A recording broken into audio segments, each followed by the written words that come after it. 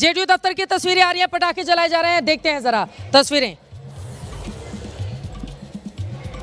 अलग अलग हिस्सों की तस्वीरें सामने आ रही हैं, आप तक पहुंचा रहे हैं। जेडीयू दफ्तर में शंखनाद किया जा रहा है और जल्दी से दर्शकों को ये भी बताते चले 2010 में अगर हम देखेंगे एनडीए का परफॉर्मेंस, उस समय 2010 में 206 सीटों पर एनडीए ने जीत हासिल की थी, जेडीयू 115 सीट पर, भारतीय जनता पार्टी 91 सीट पर। और अगर मौजूदा वक्त की बात करें उस समय आरजेडी अब घटकर बिल्कुल 22 सीटों के साथ, और उस समय एलजेपी को 3 सीटें मिली थी, लेकिन इस बार देखिए बीजेपी 87, जेडीयू 75, एलजेपीआर 22 पर। उस समय जेडीयू ने 141 सीटों पर चुनाव भी लड़ा था, इस समय वो 101 सीटों पर जुड़वा भाई बनकर चुनावी मैदान में है, जबकि आरजेडी 33 पर, कांग्रेस 5 पर, कुल मिलाकर ऐसा ये कहा जा सकता है।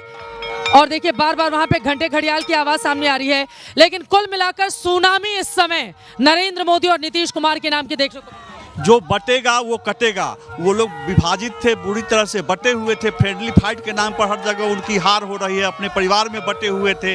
दूसरी ओर बीजेपी राघोपुर में घेराबंदी के लिए सतीश यादव की मदद के लिए राकेश रोशन को बीजेपी में शामिल किया गया, जिन्होंने पिछले चुनाव में एलजेपी के टिकट पर 25,000 वोट लाए थे। बैकुंठपुर में मिथिलेश तिवारी का रास्ता सुदृढ़ करने के लिए, रास्ता साफ करने के लिए मनजीत सिंह को बरौली से लड़ाया गया। तो बीजेपी की पूरी कोशिश थी कि हम बटे नहीं, हम कटे नहीं, और यहाँ पर लालू प्रसाद की अनुपस्थिति की हार दिख रही है, संजय यादव की मनमानी की हार दिख रही है, परिवार में विभाजन की बात। ये बड़ी बात आपने कही है कि संजय यादव को जिस तरह से तवज्जो दी गई है तेजस्वी यादव की ओर से, वो भी रिफ्लेक्ट हो रहा है, क्योंकि आरोप लगते हैं कि कार्यकर्ताओं से परिवार के बड़े चेहरों को दूर कर दिया। बात इतनी ही नहीं है, वहां तो एक ताबीज लाने वाले आदमी एमएलसी बन गए, जिन्होंने किसी को एमपी बनवाया था तो गिफ्ट में उनको एमएलसी बनवा दिया गया। वो ताबीज वाले नेता जो है बड़े बड़े पुराने मुस्लिम नेताओं पर भारी पड़ते हैं, और डायरेक्ट तेजस्वी यादव से कोई भी आरजेडी का नेता मिल नहीं सकता है, संजय यादव के माध्यम से ही मिल सकता है। बिल्कुल। आप जरा सोचिए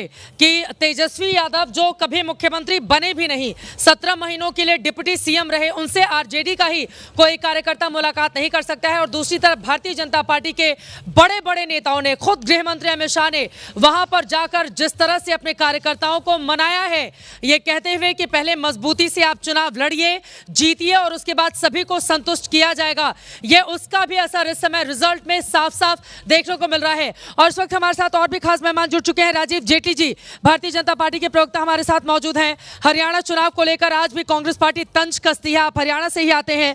राजेश भट्ट जी, एलजेपीआर के नेता, हमारे साथ मौजूद हैं। प्रोफेसर रतनलाल जी, आप कांग्रेस पार्टी के नेता, हमारे साथ हैं। राजीव जेटली जी, अब आपके पास आते हुए, ये तो जैसा हमने हरियाणा में देखा था, छप्पर फाड़ कर वहां की जनता ने आपको जिताया था, इस बार तो सुनामी देखने को मिल रही है नमो के नाम की बिहार में। राजीव जेटली साहब। बिल्कुल चित्रा जी, आप देखिए कि बिहार के माता ने अपने बच्चे के लिए वोट किया, बिहार के पिता ने भी अपने बच्चे के लिए वोट किया, और उस बच्चे ने अपने भविष्य के लिए वोट किया। तो आप देखिए, अगर पूरा परिवार बिहार के लिए वोट करता है तो जो नतीजे हैं वो कहीं ना कहीं आपकी स्क्रीन में उसके नजर आ जाते हैं। यही बात आपने हरियाणा में देखी कि हरियाणा के अंदर भी परिवार को मालूम था कि मुझे कौन सुरक्षित हरियाणा दे सकता है, बेहतर हरियाणा दे सकता है।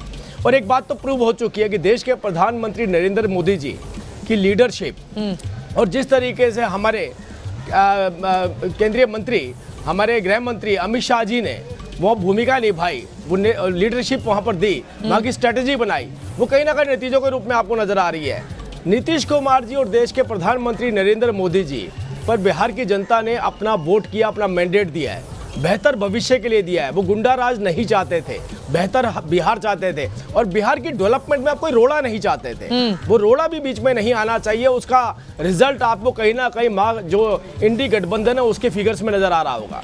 किसी भी तरीके की बाधा बिहार के विकास में नहीं चाहिए, ये हम सब लोग आज मैंडेट के रूप में अपने चैनल्स पर देख रहे हैं। तो एक बेहतर बिहार देना है। हाँ। बिहार का व्यक्ति बिहार से बाहर जाए, एंटरप्रेन्योर बन के जाए, अच्छा अधिकारी बन के जाए, और बाहर का व्यक्ति बिहार में जाए तो इन्वेस्टमेंट के लिए जाए, और यही समन्वय जब बीच में बैठेगा तभी जाकर के बिहार का विकास हो सकता है। तो एक बड़ी जीत है भारतीय जनता पार्टी के लिए, एनडीए गठबंधन के लिए और बिहार की जनता के और लिए। 1 लाख रोजगार प्लस नौकरी, 1 करोड़ रोजगार प्लस नौकरी का जो वादा आप लोगों की ओर से किया गया था, क्योंकि रोटी रोजगार एक बड़ा मुद्दा बन गया है, पलायन एक बड़ा मुद्दा बन गया है, अब उसको आपको पूरा करना होगा। जीत के लड्डू भी खिलाए जा रहे हैं। बलराम पांडे हमारे सहयोगी ने जो तस्वीरें भेजी है जेडीयू दफ्तर की, वहां पर लड्डू खिलाए जाने शुरू हो गए हैं। यानी कि अब जो लड्डू बनाए गए हैं, बार बार ये पूछा जाता रहा है कि भाई लड्डू तो पूरा तैयार कर लो, ऐसा ना हो कि सुबह होते होते किसी और दफ्तर में भेजना पड़ जाए। फिलहाल जीत के लड्डू एक दूसरे को बांटे जा रहे हैं। जेडीयू दफ्तर की तस्वीरें आपके सामने हैं। नीतीश कुमार न भूतो न भविष्यति, जिस तरह की तस्वीर नीतीश कुमार को लेकर वर्तमान में बिहार से नजर आ रही है। नरेंद्र मोदी के साथ मिलकर डबल इंजन की सरकार ने, और केंद्र से जो पैसा बिहार के विकास के लिए गया वो पैसा खर्च हुआ, उस पैसे को खर्च करने की तस्वीरें आपको अलग अलग जगहों पर विकास के तौर पर नजर आ सकती हैं। बिहार के अलग अलग हिस्सों में जब आप जाएंगे और पहले से तुलना करेंगे तो काफी बेहतर स्थिति पाएंगे। जो बिहार एक वक्त पर लालू राज में बिजली के लिए तरसा करता था, कई ऐसे गांव थे जहां पर बिजली नहीं थी, वो नीतीश कुमार ने लाने का काम किया।